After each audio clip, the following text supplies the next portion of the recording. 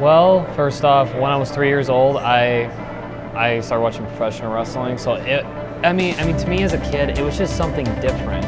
Being a lifelong wrestling fan since I was 4 years old, I always had the dream to do it. But having the dream to do it and doing it is completely two different things, I realized. But myself and Josh Binder and Colucci and a couple other friends always had it on our minds that that's what we're going to do. We're going to try it.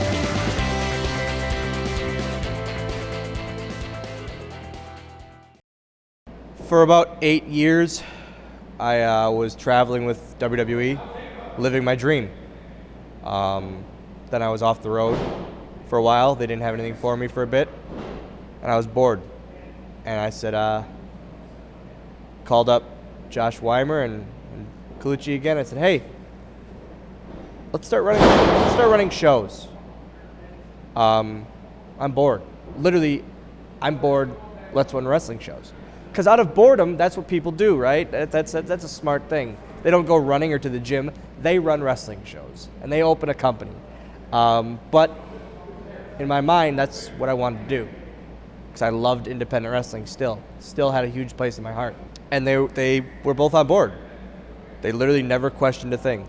And so in 2013, December of 2013, we ran our first show, and it did great. We did about 150, 175 people, and it was awesome. And it for us, for our first show to do that well on independent standards, we then said, okay, we literally, the minute that show got over, we said, all right, when's the next one? And it was supposed to be a makeshift company with one show, and that's it. But we kept going. So then I'm still off the road a year later. Again, boredom sets in, and I'm sick of going to other camps. I'm sick of going to other schools to just work out in a ring. I want to start my own school. So again, call Colucci, call Weimer. Hey, let's open a school. And again, they're like, what in the hell are you thinking? Where, how, why, with what?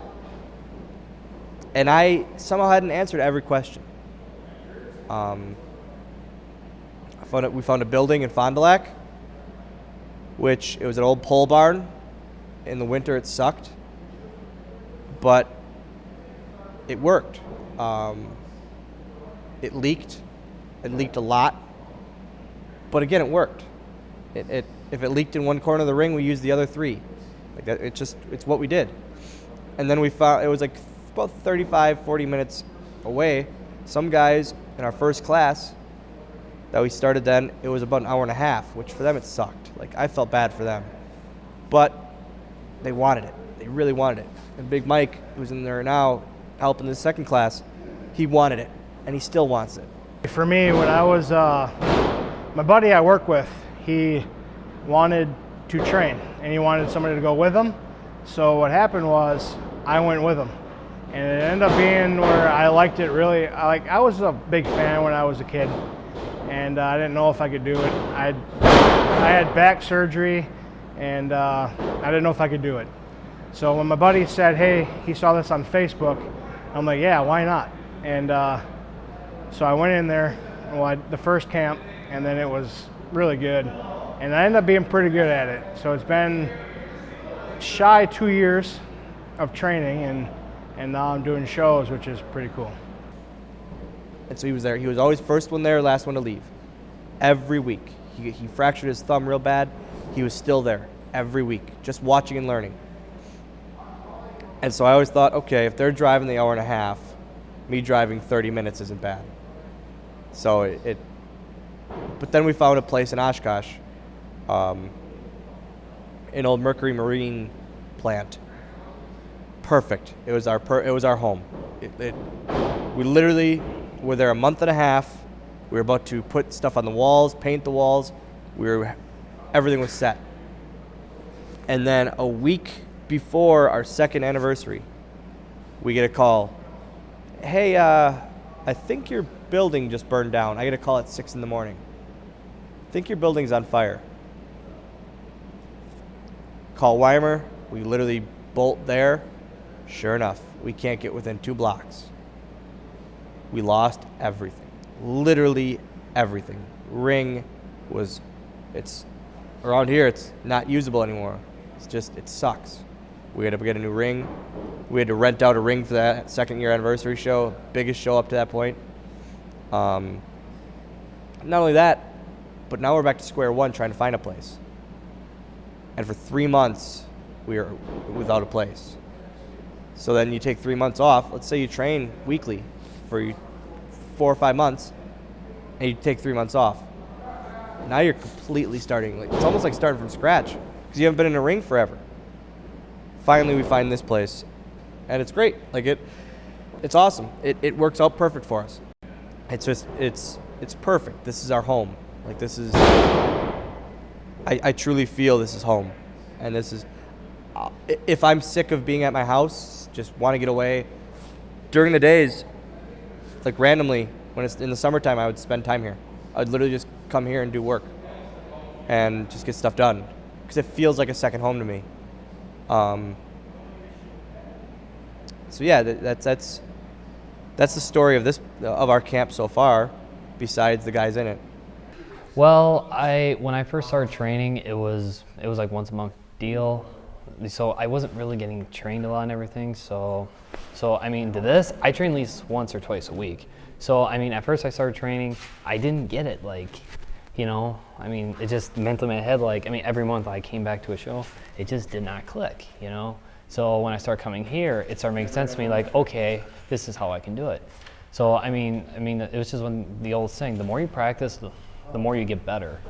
So, you know, it's just, yeah, I mean, I've learned a lot and everything. So, I mean, working with good people, I mean, it's just phenomenal. So, I mean, to me, I feel like I've been doing a lot better. I mean, get more confident, because at first when I got into it, I wasn't really confident, you know? I just don't know why. But as I went on, I got more confident, you know? Class 1 had 2 graduates, down from 10. 2 of them two others have debuted. Actually, it's really nerve-wracking because you work so hard to perfect what you want to do in the ring. And when you go out and do it, you just want to make sure you do it right. But then it's nerve-wracking. I still get nervous. This last show, there's a lot of people there, and I was so nervous. But I think once you just start doing it, and you're doing what you love to do, and you know everything's just going to work out, and it's a rush. It's like I'm on top of the world, to be honest. It's pretty cool. In my mind, if there's anything I can do to get them ready to be on a show someday, I'm going to do it. Some of these guys are here 3 times a week already. It's the gratification for us, seeing these kids learn and seeing them like Hick Dog and Big Mike debut and on shows and other shows other than ACW. It makes us happy because it's like, hey, they're doing something. They're doing something right.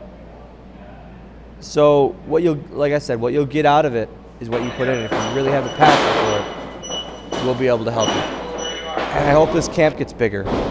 I hope we see these guys debuting on local shows. Eventually, I would love to see one of them make that jump to a big company. But I always tell them, don't set big goals. You can fail at big goals. You can concentrate and check off small goals. Those are easier, and then you make bigger goals as you go. So I would love to start running shows out of here, little camp shows. I think next summer I'm gonna make sure we do, but it'll be fun. Like I'm having fun with it. The minute I stop having fun is the minute I back off, and I say, Bender, take it over fully. Weimer, I don't want to do this anymore. But I don't see that happening anywhere in the near future. I love this. This is something we built and something I'm really passionate about.